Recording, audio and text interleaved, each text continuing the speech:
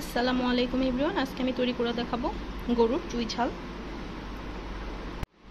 আশা করি খুলনার ঐতিহ্যবাহী এই রেসিপিটি আপনাদের অবশ্যই ভালো লাগবে। প্রথমে আমি চুলায় একটা ফ্রাই প্যান দিয়ে তার মধ্যে সয়াবিন তেল নিয়ে নিব। এখানে পরিমাণ মতো সয়াবিন তেল নিয়ে নিলাম। এখানে আমি 1 কেজির মতো গরুর মাংস সুন্দর করে পরিষ্কার করে কেটে ধুয়ে নিয়েছি। পেঁয়াজ দিয়ে দিলাম,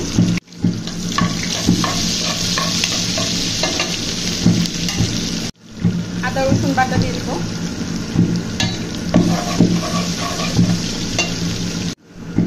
মরিচ, শুকনা মরিচ আমি এখানে পানিতে ভিজিয়ে ব্লেন্ড করে নিয়েছি।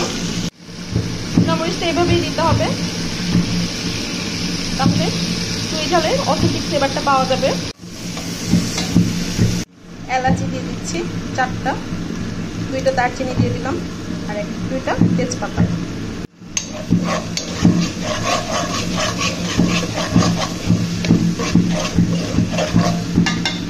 এক চা চামচ লবণ দিয়ে দিচ্ছি, 1 চা চামচ হলুদ দিয়ে দিচ্ছি, 1 চা চামচ জিরার গুঁড়া দিয়ে দিচ্ছি।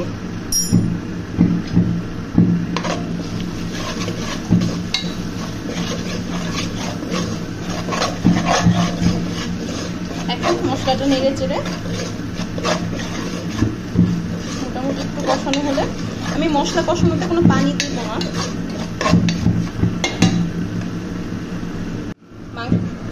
মাংসটাও দিয়ে দিচ্ছি।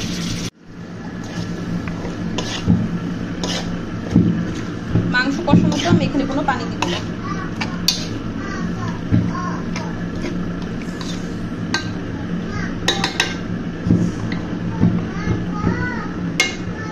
এখন আমি 4-5টা আস্ত রসুন দিয়ে দিচ্ছি। রসুনটা সামনে পিছনে এরকম পরিষ্কার করে নিয়েছি, উপরের এই সাইডের খোসাটুকু সরিয়ে নিয়েছি। এরকম 4-5টা আস্ত রসুন দিতে হবে। চুই ঝালে রসুন, আস্ত রসুন অবশ্যই দিতে হবে। এখানে আমি কোনো এক্সট্রা পানি দিব না, মাংস থেকে যে পানিটা উঠবে সেটা দিয়ে কষানোটা হবে। মাংসটা মোটামুটি কষানো হলে আমি এর মধ্যে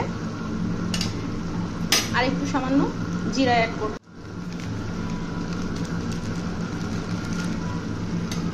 গরুর মাংসের মধ্যে আমার জিরার গুঁড়াটা একটু বেশি ভালো লাগে, বেশি করে দিলে। এটা অবশ্যই কষানোর পরে, প্রথমে এতগুলো জিরা দিলে ভালো লাগবে না।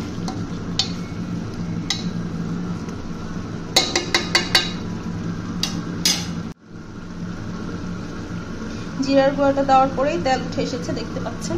মাংসের কালারটাও চেঞ্জ হয়ে যায়। এখন আমি এর মধ্যে ঝোল দিয়ে দিচ্ছি। চেষ্টা করবেন ঝোলটা গরম পানি দেওয়ার জন্য। মাংসের মধ্যে গরম পানি দিলে মাংসের টেস্টটা আরো বেশি ভালো আসে।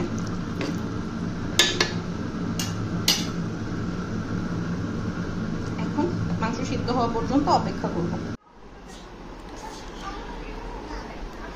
মাংসতে দেওয়ার জন্য চুই ঝালটাকে আমি সুন্দর করে পরিষ্কার করে কেটে তারপর ধুয়ে নিয়েছি পরিষ্কার করে। এখানে আমি 150 গ্রামের মতো চুই ঝাল নিয়ে 100 গ্রামের মতো চুই ঝাল নিয়ে নিয়েছি।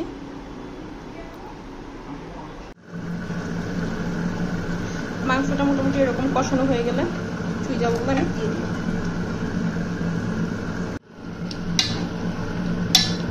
চুই ঝালটা দেওয়ার পরে